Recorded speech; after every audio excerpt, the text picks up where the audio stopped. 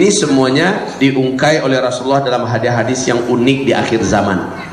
Kata Nabi, saya ulangnya, kata Rasulullah dalam hadis yang sahih, awalu hadzal amri an-nubuwah rahmah. Berawal dengan kenabian dan itu adalah rahmat. Summa takunu khilafah wa rahmah. Lalu berlanjut dengan kekhalifahan dan itu adalah rahmat. Summa takunu mulkan wa rahmah. Lalu berlanjut dengan kerajaan dan itu adalah rahmat. Summa takunu imaratin wa rahmah. Lalu yang keempat ini, yang keempat, takunu imarat, berlanjutlah dengan imarat-imarat Islamiyah dan itu adalah rahmat. Imarat-imarat Islamiyah itu kapan? Di fase keempat, di mana Islam tidak memimpin dunia, tapi yang ada hanyalah imarat. Adanya upaya-upaya beberapa negara untuk merdeka dan mendirikan pemerintahan yang sesuai dengan syariat Nah, sudah bermunculan Imarat Islamiyah Mali, lalu dikeroyok rame-rame oleh PBB, lenyap. Imarat Islamiyah Kaukasus dikeroyok rame-rame oleh Amerika dan PBB, lenyap. Imarat Islamiyah Yaman dikeroyok rame-rame oleh Amerika dan PBB, lenyap. Imarat Islamiyah bermunculan, Pak. Kalau di Indonesia NDITII, ya, lenyap. Nah, sekarang kaum muslimin kami muliakan, satu-satunya Imarat Islamiyah yang masih eksis dan bahkan sekarang makin kuat dan semakin berjaya dan sudah mengumumkan pemerintahan sendiri dan telah mengalahkan dua negara terkuat di bumi ini. Ini Soviet, si beruang merah dulu yang pecah menjadi berkeping-keping, dan setelah itu penguasa tunggal dunia adalah Amerika Serikat. Lalu Amerika yang berusaha memadamkannya dengan mengajak sekutunya, Inggris, Perancis dan lainnya itu diajak, dikeroyok pula Emirat Islamiyah ini. Di mana dia Emirat Islamiyahnya? Emirat Islamiyah Taliban di Afghanistan.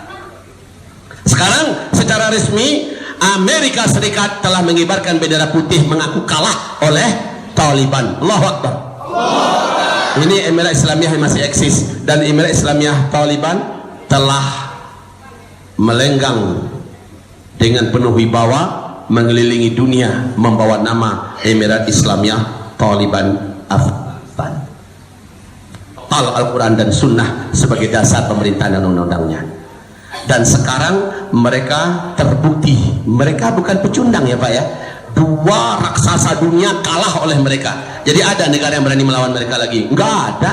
Inggris coba aja, jangankan Inggris, dikeroyok rame-rame dengan Amerika sekalian, keok semuanya. Apalagi cuma Inggris. Rusia coba aja, Rusia udah kapok, udah tahu dia bagaimana rasa perang melawan Taliban. Nggak ada negara apapun yang berani dunia ini melawan Taliban, nggak ada Pak. Dan mereka sudah mengumumkan akan mempersiapkan bala tentara khusus untuk Syam memerdekakan Baitul Maqdis. Allahu Akbar. Saya mendapatkan hadis sahih Imam Muslim. Nabi berkata, hai Ibnu Hawalah, engkau akan dengarkan nanti Baitul Maqdis kembali dibebaskan di akhir zaman. Lalu diumumkanlah khilafah Islamiyah di Palestina. Jika itu sudah kau dengarkan, hijrahlah engkau segera ke Palestina, karena negeri terkuat dan teraman saat itu adalah Palestina. Sementara saat itu Madinah Al-Munawwarah dalam keadaan kacau dan ribut. Masya Allah. Saya selama ini berpikir, berarti Baitul Maqdis harus dijajah lagi dong. Oleh si Donald Trump resmi mengumumkan secara sepihak Yerusalem adalah ibu kota Israel. Masya Allah, geram, sakit hati. Tapi di satu sisi saya mengatakan yes. Kenapa yes? Berarti inilah yang dimaksud Nabi, bahwa Baitul Maqdis di akhir zaman dijajah kembali. Bukankah Baitul Maqdis di dalam Yerusalem? Yerusalem diakui sebagai ibu kota Israel oleh Amerika Serikat.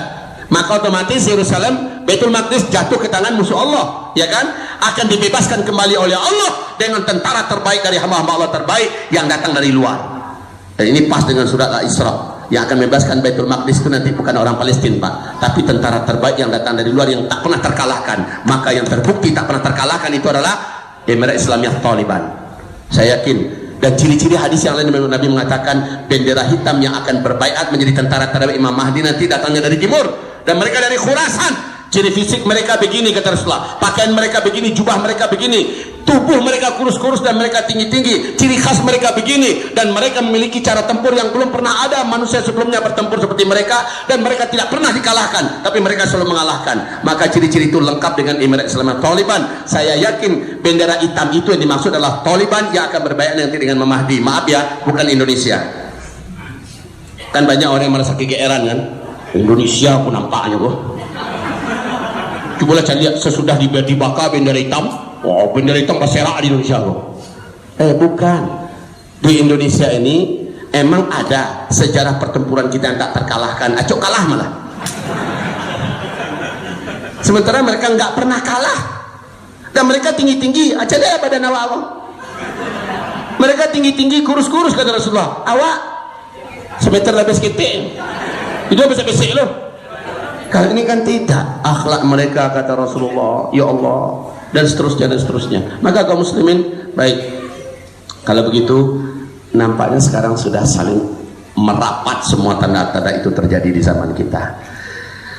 Saya hanya memohon dan kita akan berdoa sebentar lagi bersama-sama. Ya Allah, jangan terjadi di zaman kami, ya Allah. Kita akan doa nanti ya. Walaupun doa itu mungkin saja tidak akan merubah apa yang telah Allah tetapkan di Lauh Mahfuz, tetapi sekali lagi doa menenangkan kita, dan doa tetap berarti sebagai sebuah pahala bagi kita, dan doa tetap Allah cintai. Betul Pak?